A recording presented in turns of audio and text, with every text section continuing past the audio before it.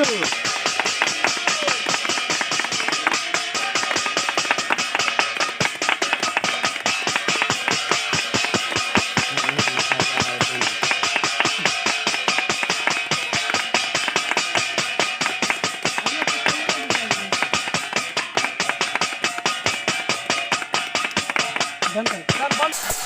देखिए बेरोजगारी पे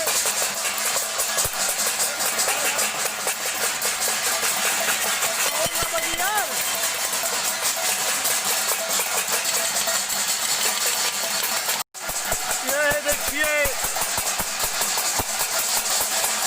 बेरोजगारी पे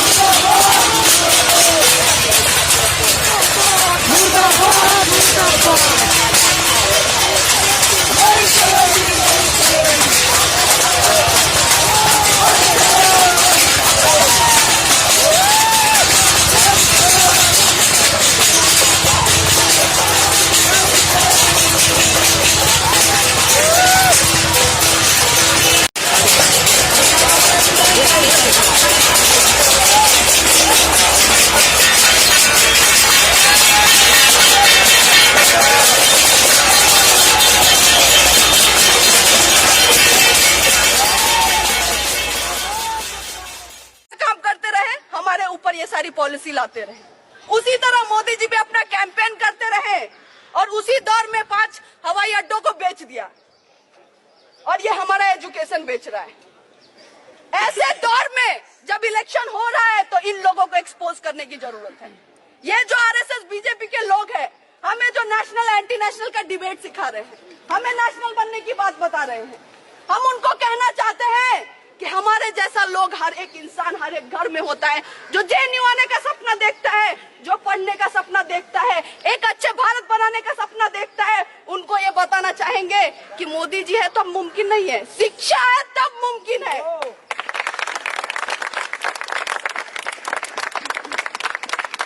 शिक्षा है तब समानता है, शिक्षा है तब सम्मान है, शिक्षा है तब विकास है।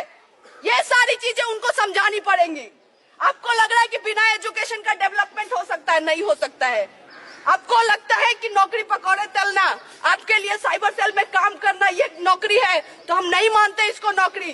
नौकरी वही होती है जो ऐसा प्रोडक्शन हमें कराए ताकि इस देश को आगे लेके जाए, ना कि हिंदू मुसलमान में लड़ाए। गलत गलत वीडियो डाल के आप दंगे करवा लीजिए पूरे देश में, लेकिन ये देश आपको एक्सपोज करेगा, बोलेगा कि आप ये जो फॉल्स डाइकोटमी क्रिएट कर रहे हैं, इंटरनल एनिमी तब से किए जा रहे हैं। हम पूछना चाहते हैं और हम ये बताना भी चाहते हैं कि इस देश का अगर इंटरनल एनिमी कोई है तो ये आरएसएस के लोग हैं। और ये आज से नहीं, स्वतंत्रता के टाइम से है ये लोग। जब हमारे देश में लोग मर रहे थे, अपने जान दे रहे थे आजादी के लिए, तब ये सावरकर का फोटो इधर लगा है। ये लोग ही ब्रिटिशर्स को लेटर लिख रहे थे कि हमें माफी दे दीजिए, और अभी ये बोल रहे हैं कि मृत्युंजय जीतेगा या फिर मृत्यु जीतेगा या सावरकर। जब माफीनामा दोगे तो सावरकर जीतेगा, माफीनामा दोगे, देश बेचोगे तो कौन जीतेगा? सावरकर जीतेगा। अगर इनकी चलती तो ब्रिटिशर के गुलाम होते हम, अभी भी हम गुलाम होते अगर इनकी चलती। और इसीलिए फिर से एक बार ये दौर आ गया है कि एक ऐसे लोग हैं जो फिर से हमें गुलाम करना चाहते हैं, जो देश को बेचना चाहते हैं अलग अलग तरीकों से। हवाई अड्डे बेच दिया, लाल किला तक बेच दिया, लाल किला। और इसीलिए जब सब कुछ बेचने की बात चल रही है तो हमें बताना पड़ेगा कि हम भगत सिंह के जनरेशन से, जो हंगर स्ट्राइक भी किया, हंसते हंसते फांसी पे चढ़ गया, लेकिन अपनी लड़ाई चलाता रहा। ये बोलता रहा कि अगर इंडिया होगा तो एक ऐसा इंडिया होगा जिसमें सबको समानता होगी, सब शिक्षा ले सकता है, सब हेल्थ ले सकता है, और इस तरह के भारत की सपना हम देखते हैं। और इसीलिए आज हम जनरेशन पे एक बहुत बड़ा हमारे ऊपर एक जिम्मेदारी है कि हम सब मिलके इस मुद्दे को आगे लेके जाए और इनको बोले कि आप चाहते हैं एंटी नेशनल नेशनल का डिबेट करना, हम इन सारी चीजों पे डिबेट करना चाहते हैं। हम पूछना चाहते हैं कि हमारी नौकरी कहाँ है, आप बताइए, हमारा एजुकेशन कहाँ है, आपने कितने हॉस्पिटल्स खोले हैं, कितने नए यूनिवर्सिटीज खोले, ये सारी चीजें आप बताइए, वरना आपको ये देश का जनता उखाड़ फेंकेगा। ये हम उनको बताना चाहते हैं। और इसी के साथ ये बोलते हुए यहाँ पे इस वाइस चांसलर का पुतला हम दहन करेंगे, उसको जलाएंगे, क्योंकि वो रिप्रेजेंट करता है इस कैंपस में उस सोच को। और उसके साथ साथ इस जो आंदोलन को, यहाँ से जो आग जलेगी, उसको हम आगे लेके जाएंगे। ये इंश्योर करेंगे कि पूरे देश में ये बात होनी चाहिए कि क्या चल रहा है जेएनयू में, कैसे एक तरफ आप ईडब्ल्यूएस कर रहे हैं और कैसे दूसरी तरफ लोगों का एक्सक्लूजन कर रहे हैं, किस तरह से सीट नहीं आ रही है एमफिल पीएचडी में, लोगों को रिसर्च करने ही नहीं देना है, एक सेंटर है एक्सक्लूजन का, उसमें एसटी का सीट नहीं है। इससे बड़ा एक्सक्लूजन क्या होगा?